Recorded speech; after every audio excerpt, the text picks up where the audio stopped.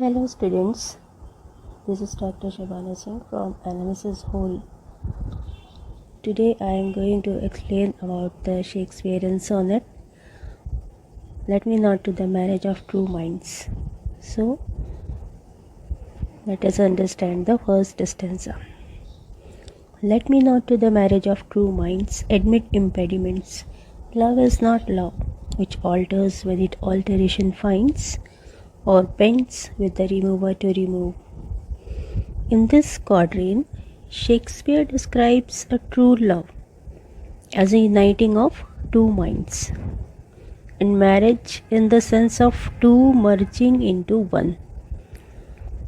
If a love is true, it will not be subject to any barriers or impediments. Love does not change or leave when it finds a fault or alteration. If two minds are truly one, they cannot be divided by distances or absences. Shakespeare, in these lines, personifies love in the first quatrain as an object that it can bend, change, and be physically manipulated. Shakespeare says that there cannot be any obstacle in the union of the minds of persons who are true to each other. He also signifies marriage as union, friendship, and understanding. And it is the marriage of true minds and not the marriage of bodies. In other words, this marriage of two true minds is true love, and this true love never changes with the passage of time and circumstances.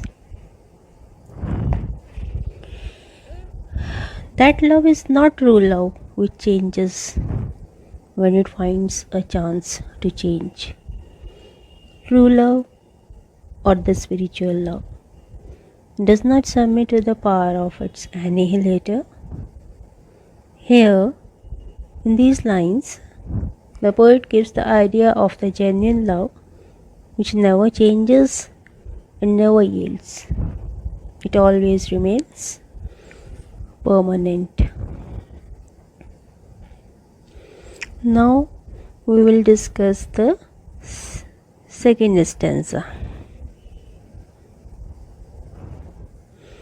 Oh no, it is an ever-fixed mark that looks on tempests and is never shaken. It is the star to every wandering bark, whose words are known, although his height be taken. In this stanza, Shakespeare builds on the personification of love. He describes love as a stable, unchanging point from which nothing can force it to move.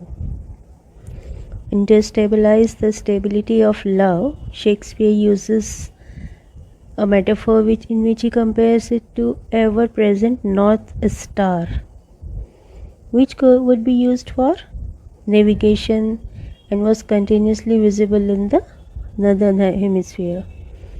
Just as North Star was used to return sailors to their homeland, so love will always remain as a guide even when it is taken. The poet says that love is a true feeling that is permanent and immortal. Thus, there could be no hurdles in the path of true lovers. In these lines, the poet gives the qualities of true love. He says that there can be no external barrier in the way of union of true lovers. Their love is constant, like a lighthouse and the pole star. It guides lovers as the pole star guides the wandering ships. It is permanent and immortal. He compares true love to a lighthouse and pole star. As the lighthouse is constant, it faces storms in the sea and is never shaken. In the same way, true love is not shaken by the difficulties and problems of life. The depth of true love, like full value and potentialities of guiding star, can never be completely acknowledged. The pole star and ideal love are both beyond human estimation. In other words, we cannot measure the real influence of love on human life. Now we will take next stanza number 3.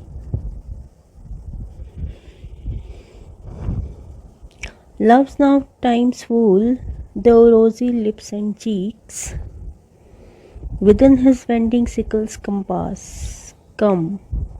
Love alters not with his brief hours and weeks, but bears it out even to the edge of doom.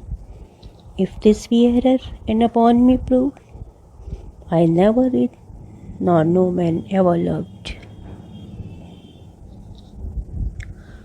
In this quatrain, the third quatrain and a couplet, the poet begins with the shift of images from love being personified as a point that cannot be physically moved to a completely non-physical idea that cannot be changed by time.